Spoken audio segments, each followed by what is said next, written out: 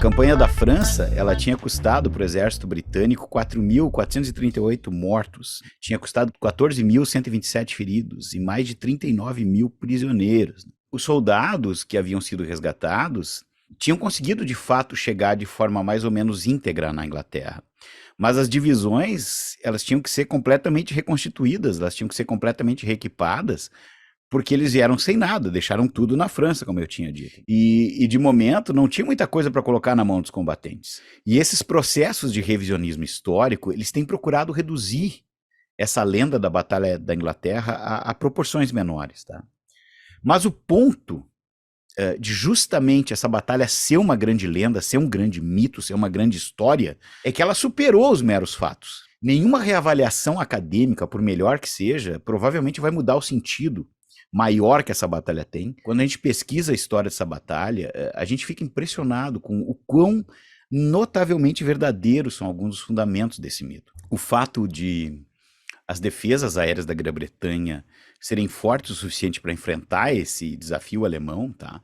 Ele se deveu tanto ao julgamento bem feito do pré-guerra, quanto à sorte. E é curioso o fato de que, nos anos entre guerras, o pensamento convencional nas forças aéreas, incluindo a britânica, ele tinha sido firmemente contra a ideia de grandes frotas de aviões de combate de caça, porque se acreditava que o bombardeiro ele seria a arma que ia vencer a guerra. Dizia-se que os bombardeiros sempre passariam. A Luftwaffe, a Força Aérea Alemã, ela podia ter mais aeronaves do que a Força Aérea Inglesa. Mas a RAF, ela tinha o suficiente e, mais importante, do tipo certo, os caças, né, necessários para montar uma defesa séria. Mas apesar desses graves danos que estavam acontecendo, né, principalmente nas bases do Sul, o comando de caça, ele resistiu. E resistindo, ele travou uma série de grandes batalhas aéreas que continuavam a infligir perdas também sérias à Força Aérea Alemã. E que os alemães tinham dificuldade, muitas vezes, em compreender e aceitar. Porque, a essa altura, eles já esperavam com esses ataques todos que a Força Aérea Inglesa tivesse já completamente esgotada. Mas ela persistia. E, nesse momento, o principal temor, tanto dos alemães quanto dos ingleses, era saber por quanto tempo esse esforço, né, podia ser sustentado. Na noite de 25 de agosto de 1940, um dia depois, em resposta a esse bombardeio acidental da cidade de Londres, os bombardeiros da Força Aérea Inglesa atacaram Berlim. Então, isso derivou numa série de ataques de retaliação, que a gente conhece na história da Batalha da Inglaterra como Blitz. Então, nesse momento, começa uma queda de braço entre a Alemanha e a Inglaterra. Não só agora de caças contra bombardeiros, mas uma queda de braço de ataques contra as cidades e a população alemã e inglesa. E nesse momento é impressionante a coragem dos ingleses, porque os ingleses foram estoicos.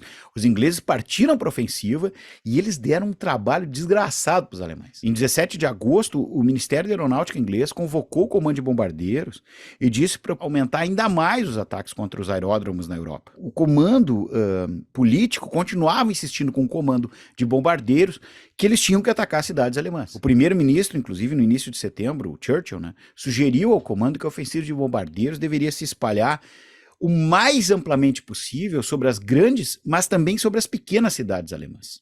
Só que apesar dessa pressão, tá, o comando de bombardeiros ainda era relutante a fazer isso.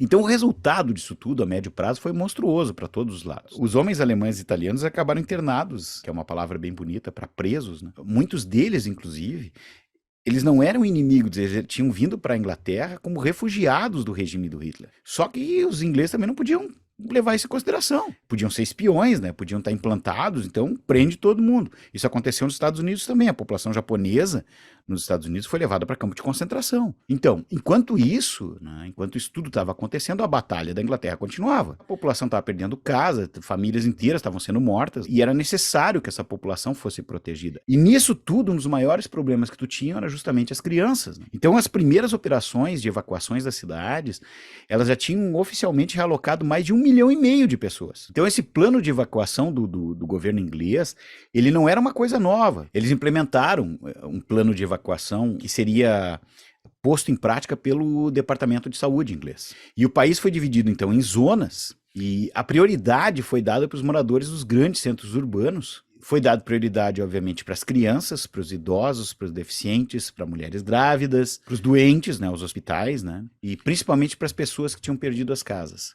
E o problema é que muitas dessas crianças foram, né? E quando voltaram, não tinham mais para onde voltar. Né? A maior tragédia da guerra, ela sempre acontece com as pessoas comuns. Né? Então, após a Segunda Guerra Mundial, essas milhares de crianças que voltaram e não tinham mais pais, não tinham mais famílias. E também por causa da situação de desgraça depois da guerra, a Europa estava praticamente destruída, moída, né? Milhares dessas crianças foram enviadas para o exterior com a promessa de uma vida melhor. Muitas delas acabavam vítimas de abuso e de trabalhos forçados. E isso é um escândalo que reverbera até hoje. Então, a Alemanha estava começando a se preocupar mais com a invasão da União Soviética por vários motivos, tá? Inclusive porque já fazia meses e meses e meses os alemães não conseguiam executar a Operação Leão Marinho, com o deslocamento desses interesses para a invasão da União Soviética. Esses ataques regulares, eles foram diminuindo. A Força Aérea Alemã, ela sofreu um sangramento ali. E essas perdas que aconteceram na Batalha da Inglaterra, elas nunca mais puderam ser compensadas ao longo da guerra. O problema são as tripulações, os pilotos, os artilheiros, os navegadores, os operadores de rádio. Então, essa gente não vai conseguir repor. E se repor vai demorar. Muitos desses combatentes já tinham uma longa carreira militar e tinham combatido desde a Guerra Civil Espanhola, desde 36. Então é uma perda considerável. A Batalha da Inglaterra ela tem um papel fundamental nesse processo de conquista de corações e mentes. Nessa vitória desses pilotos, desses observadores, dessas mulheres que cuidaram das comunicações, dos radares, né? A Grã-Bretanha sobreviveu. E aí está o valor maior, é em termos ideológicos, é em termos morais, que a Batalha da Grã-Bretanha ela deve ser julgada, deve ser entendida. Então esse é o grande valor de tudo isso. Os poucos que fizeram muito por todos os outros. Esse é o valor da batalha. Esse é o valor desse combate.